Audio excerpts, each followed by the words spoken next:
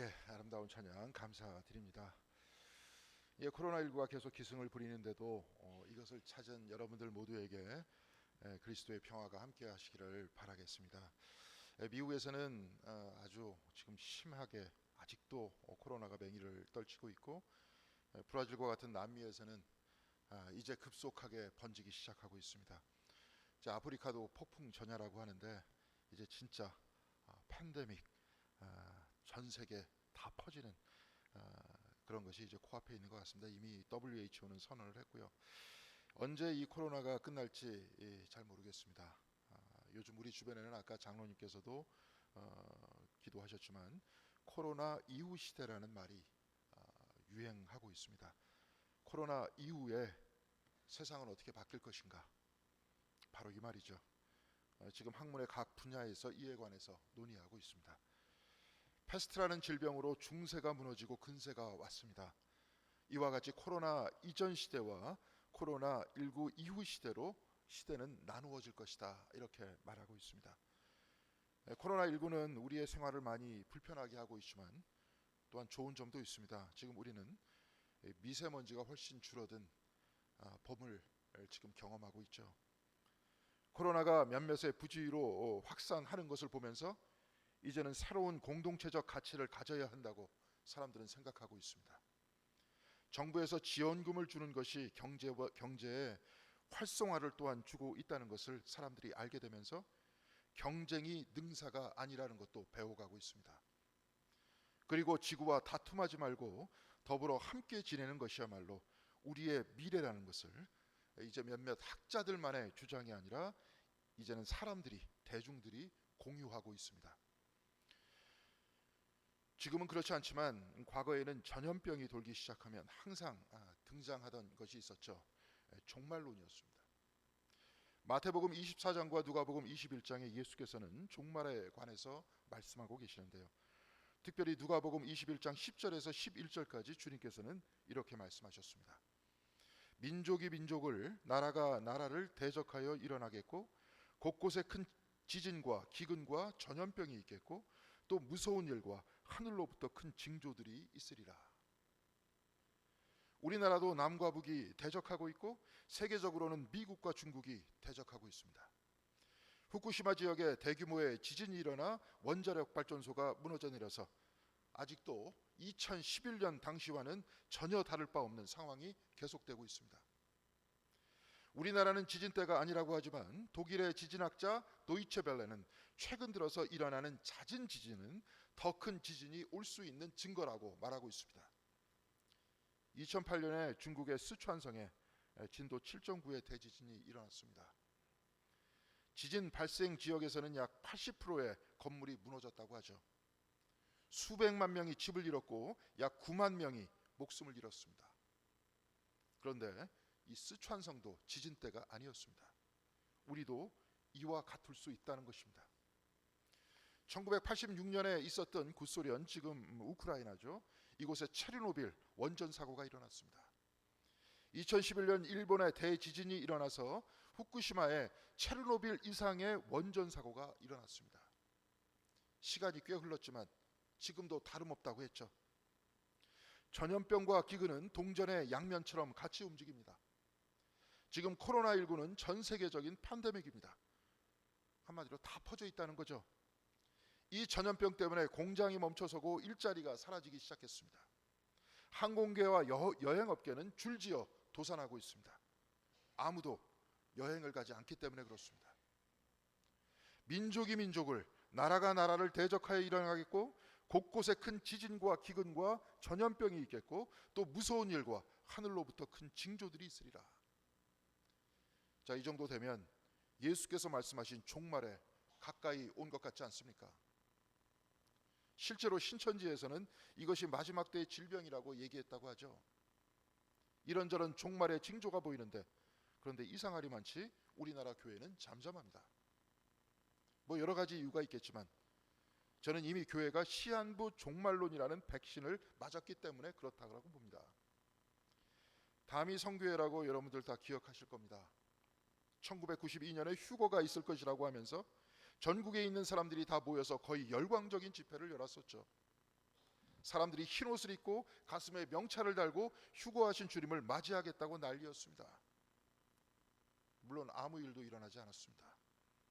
휴거를 기다리신 분들이 가진 충격이 엄청났겠지만 혹시나 하고 바라보던 사람들도 그 장면을 보고 충격적이었습니다.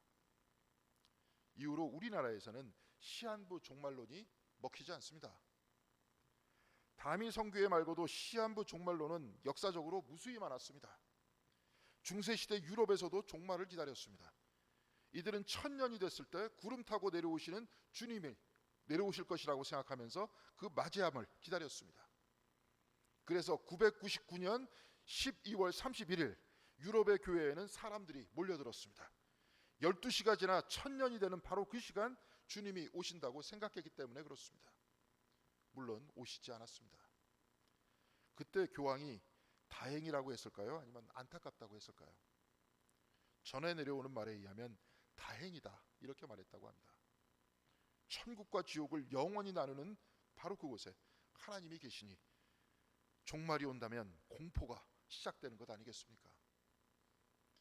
우리가 알고 있는 수많은 이단들의 사상적 뿌리는 거의 대부분 시한부 종말론과 관련이 있습니다.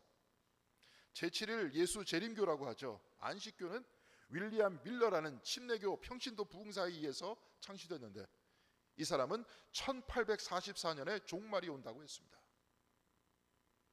이번 코로나19 때 시끄럽게 했던 신천지는 장막선전이라고 전도관에서 나온 분파인데 이들도 시한부 종말론을 주장하고 있습니다. 교회 오시다 보면 교회 옆 건물에 왕국회관이라고 있습니다. 여호와의 증인들, 이 사람들이 주로 읽는 성경의 내용은 다니엘서와 요한계시록입니다. 둘 다 종말론에 관계된 문서들입니다. 속장님 방과 교회 게시판에도 한국의 이단 계보에 대해서 제가 한번 올린 적이 있었는데요. 이들의 공통점은 싹 다 종말론과 관계되어 있고 자기 자신이 재림주라고 이야기한다는 데 있습니다. 물론 다 거짓말이죠. 종말이 신경 쓰이는 심리적인 이유가 저는 있다고 봅니다. 그것은 심판에 대한 두려움 때문에 그렇습니다. 그래서 이단들이 창설한 교파에 들어오면 종말에 안전할 수 있고 심판을 면할 수 있다 이렇게 말합니다. 이들이 다양하게 말하고 있지만 그 결론은 여기서 크게 벗어나지 않습니다. 그런데 성서가 심판주이신 하나님에 대해서 말씀하고 있는 것을 보면 이 말씀은 우리를 협박하자는 말씀이 아닙니다. 시편 18편 47절에 하나님이 나를 위하여 보복해 주시고 민족들이 내게 복종하게 해 주시는도다 이렇게 말씀하고 있고 이사야서 35장 4절에는 겁나는 자들에게 이르기를 굳세어라 두려워하지 말라 보라 너희 하나님이 오사 보복하시며 갚아주실 것이라 하나님이 오사 너희를 구원하시리라 이렇게 말씀하고 있습니다. 시편 9편 7절에는 여호와께서 영원히 앉으시며 심판을 위하여 보좌를 준비하셨도다 이렇게 말씀하고 있습니다. 이것을 가만히 보면 심판과 보복은 거의 대부분 미래형으로 되어 있다는 것을 알 수 있습니다. 지금 내가 억울하게 당하면서 살지만 죄 없는 내가 죄를 뒤집어쓰고 힘 있는 자가 내 삶과 내 재산을 약탈해도 지금 나는 당할 수밖에 없고 결국 아무도 나를 위로해 주지 않지만 하나님께서 보복해 주시고 하나님께서 갚아 주실 것이다. 바로 이 소망이 심판주 하나님에 대한 신앙으로 이어졌던 것입니다. 그래서 성서에 나타난 심판주 하나님에 대한 신앙은 정의와 평화에 대한 소망이지 우리와 같은 사람들을 협박하자고 나온 말씀이 아닙니다. 그래서 종말이란 이 세상이 끝이 난다는 절망이 아니라 하나님 나라가 새로 세워진다는 소망입니다. 요한계시록의 끝에서도 하나님께서 친히 사람들의 눈에 눈물을 닦아주신다 바로 이렇게 결론을 맺고 있지 않습니까? 그런데 이 종말을 잘못 해석하면 자꾸 종말의 시간을 계산하게 하고 심판주 하나님에 대한 공포, 심판주 하나님이 공포의 존재다 하는 바로 이런 왜곡된 생각을 심어주게 되는 것입니다. 오늘 우리가 읽은 사도행전 1장 6절에서 7절의 말씀은 특별히 종말을 계산하고 심판을 왜곡하는 사람들에게 승천하시는 주님이 주시는 말씀을 기록하고 있죠. 사도행전 1장 6절에서 7절까지의 말씀 제가 다시 한번 읽어드리도록 하겠습니다. 그들이 모였을 때 예수께 여쭈어 이르되 주께서 이스라엘 나라를 회복하심이 이때니이까 하니 이르시되 때와 시기는 아버지께서 자기의 권한에 두셨으니 너희의 알 바 아니요. 이스라엘 나라를 회복함이 언제입니까? 거두절미에서 언제 다시 오실 것입니까? 그래서 이 땅에 언제 주님이 왕이 되는 나라를 세우실 것입니까? 제자들은 이렇게 질문하고 있죠. 2000년 전 그 제자들로부터 지금까지 신앙인들은 이 질문을 했고 또 끊임없이 물어왔습니다. 때로는 신앙인들이 이단에 의해서 미혹됐고 때로는 이로 인해 재산을 탕진하고 후회했습니다. 그런데 이 물음에 대한 대답은 이미 오늘 말씀에 다 나와 있습니다. 때와 시기는 아버지께서 자기의 권한에 두셨으니 너희의 알 바 아니요. 아버지께서 자기의 권한에 두셨다고 했습니다. 사람의 권한이 아니라 하나님의 권한입니다. 그러니 사람이 알 바 아니라고 했습니다. 알 바 아닌 것을 자꾸 알려고 하니까 문제라는 겁니다. 이것은 마치 우리가 왜 하고 많은 나라 중에 이곳 대한민국에 태어났는가 쓸데없이 의문을 갖는 것이나 마찬가지입니다. 한마디로 태어나 보니 이 땅이었습니다. 이것은 우리의 알 바가 아닙니다. 이것을 가지고 고민해봐야 쓸데없이 시간 낭비하는 것과 같이 종말의 때와 시기를 알려고 하는 것도 마찬가지로 시간 낭비입니다. 그리고 그 다음 말씀 제8절에 우리에게 진짜 중요한 말씀이 여기 들어 있습니다. 오직 성령이 너희에게 임하시면 너희가 권능을 받고 예루살렘과 온 유대와 사마리아와 땅끝까지 이르러 내 증인이 되리라 하시니라. 알 바 없다 하시면서 그 다음에 오직이라고 말씀하셨습니다. 오직 이것은 알아야 한다는 겁니다. 성령이 너희에게 임하시면 너희가 권능을 받는다. 바로 이것을 알아야 한다는 말씀입니다. 과거에는 예수만이 성령 안에 계셨고 당신만이 그 권능으로 살아가셨습니다. 예수께서는 성령으로 잉태되셨고 성령의 인도하심으로 사역하셨고 성령의 인도하심으로 십자가를 지고 부활하셨습니다. 그런데 이제 예수 그리스도에게만 임하셨던 성령께서 제자들에게도 임하신다고 하셨습니다. 성령께서 예수를 움직인 것 같이 이제 제자들의 삶을 움직이실 것이라는 겁니다. 성령께서 제자들 위에 임하시면 이 성령의 권능으로 인해서 예루살렘과 유대와 사마리아와 땅끝까지 이르러 내 증인이 되리라 하셨습니다. 성령을 받을 때 이들이 예수의 증인이 된다고 했는데 증인이란 재판에서 사실관계를 아는 사람이 아닙니까? 이렇게 보면 이미 제자들은 예수 그리스도에 대해 사실관계를 다 아는 증인이지 않습니까? 제자들은 예수의 이적을 받고 당신의 가르침을 들었고 십자가와 부활을 목격했습니다. 그들은 이미 알고 있었지만 그렇지만 그들은 증인이 아니었습니다. 왜냐하면 알고 있었어도 세상 앞에 예수를 증언하지 않았기 때문에 그렇습니다.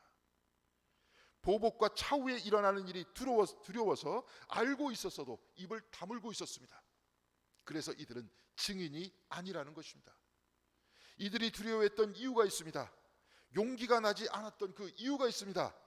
그것은 이들이 비록 눈으로 예수의 가르침과 병고침을 보았어도 당신의 죽음과 부활을 보았어도 이것이 예수의 일이지 자기 자신들과는 하등 무관하다고 생각했기 때문에 그렇습니다.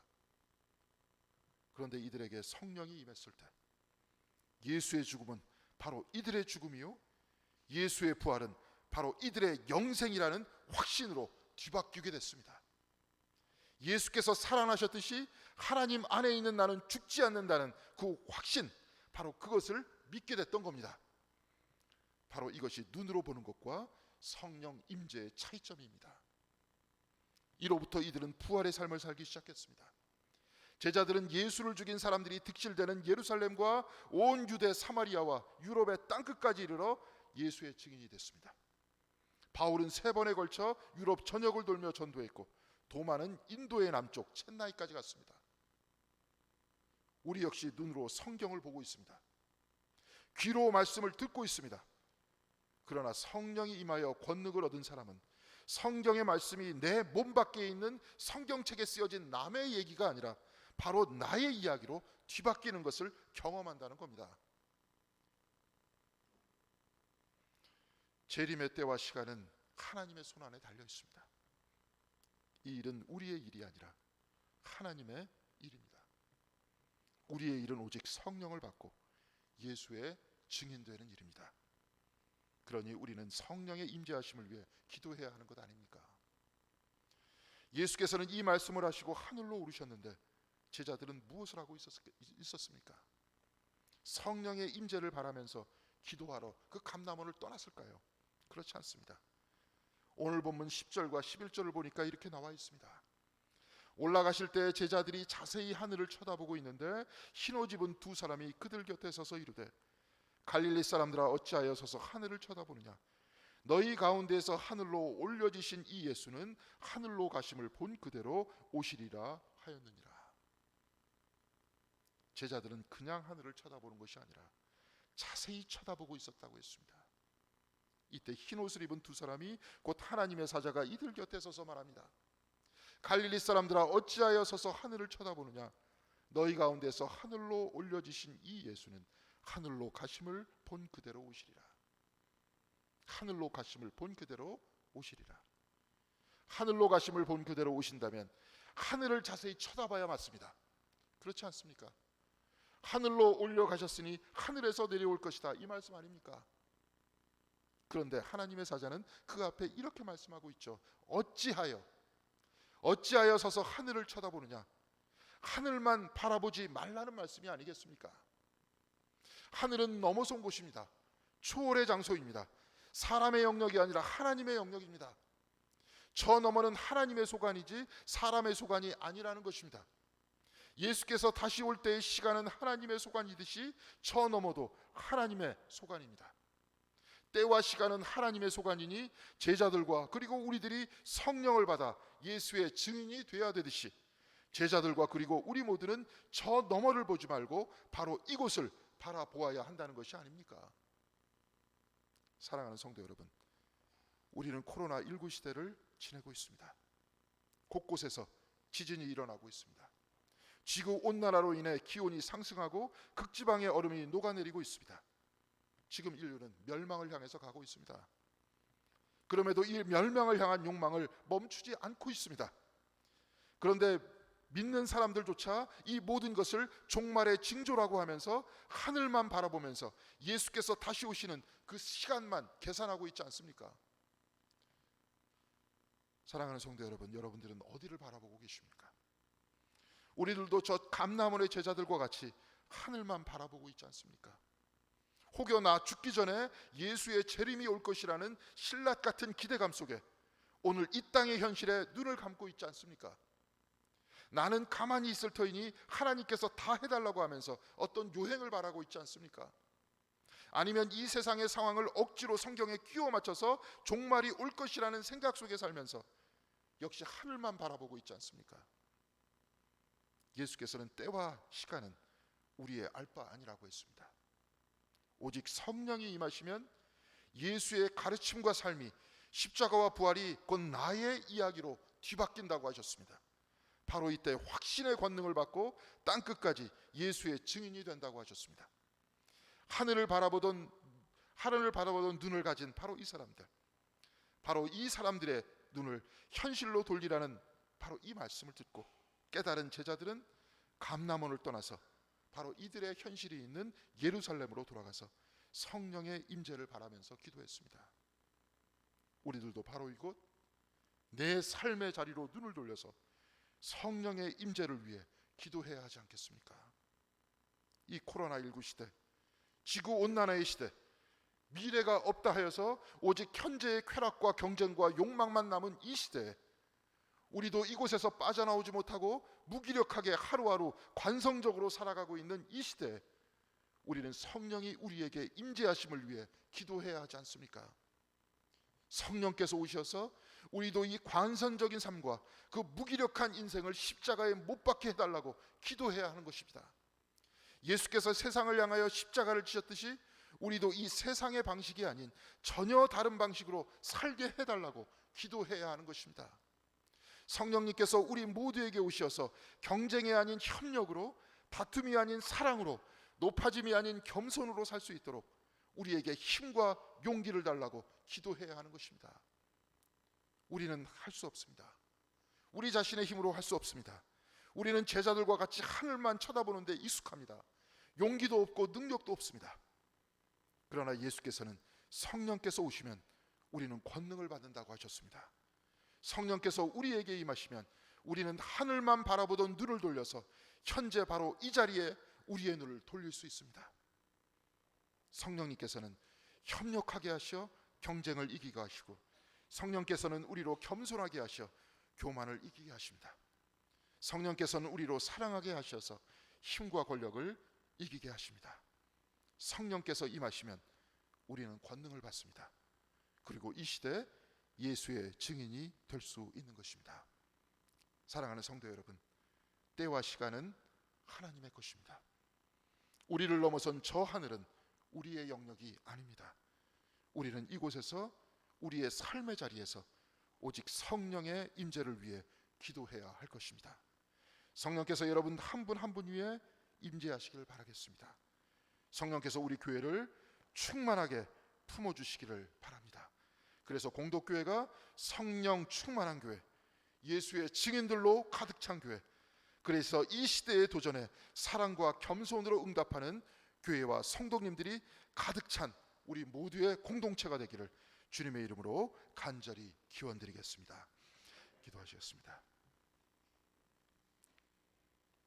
우리에게 임재해 주시는 성령 하나님, 우리의 마음을 여오니 우리에게 들어와 주시옵소서. 모세에게 나는 나다라고 하신 하나님, 언제나 지금 이 자리에 계셔서 2000년 전 저 유대 땅과 골고다 부활과 바로 그 십자가와 부활의 자리까지 계셔서 또한 이 자리에 우리와 함께 계신 하나님, 주님의 가르침이 우리의 배움이 되게 하시고 십자가와 부활이 세상을 향해 죽고 주님 안에 사는 바로 우리 모두의 이야기가 되게 하여 주시옵소서. 때와 시기 모두 아버지 하나님께 맡기오니 오직 성령의 임재를 기도하게 하여 주시옵시고, 성령의 권능과 능력으로 살아가는 우리 공동교회와 성도님들이 다 되게 하사 이 시대를 본받지 말고 하나님 나라를 향해 살아가는 한 분 한 분이 다 될 수 있도록 인도하여 주시옵소서. 이 모든 말씀 우리 주 예수 그리스도의 이름으로 기도드렸습니다. 아멘.